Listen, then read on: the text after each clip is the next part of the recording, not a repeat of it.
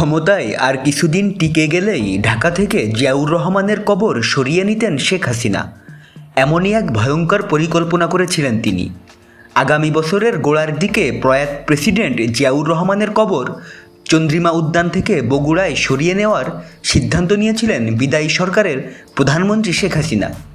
কয়েক বছর ধরেই আওয়ামী লীগ সরকারের আলোচনায় ছিল, শেষ মুহূর্তে পরিকল্পনাও চূড়ান্ত হয়েছিল।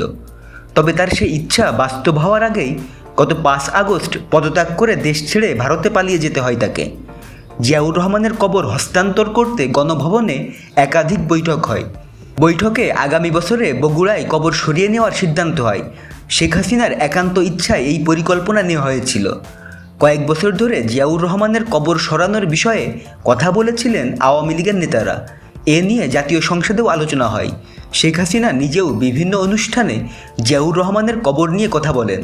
শেখ হাসিনার বক্তব্যের সূত্র ধরে দলটির নেতারাও এই বিষয়ে সক্রিয় হন। কবরে জিয়াউর রহমানের লাশ নেই এমন কটাক্ষও করেন শেখ হাসিনা সহ আওয়ামী লীগের নেতারা। আওয়ামী লীগ সরকারের মুক্তিযুদ্ধ বিষয়ক মন্ত্রী আকম মোজাম্মেল হক জিয়ার কবরসহ সংসদ এলাকার নকশা বহির্ভূত স্থাপনা সরিয়ে নেওয়ার প্রস্তাব করেছিলেন। বিএনপির পক্ষ থেকে অবশ্য আওয়ামী লীগের নেতাদের এমন বক্তব্যের প্রতিবাদও জানানো হয়েছিল।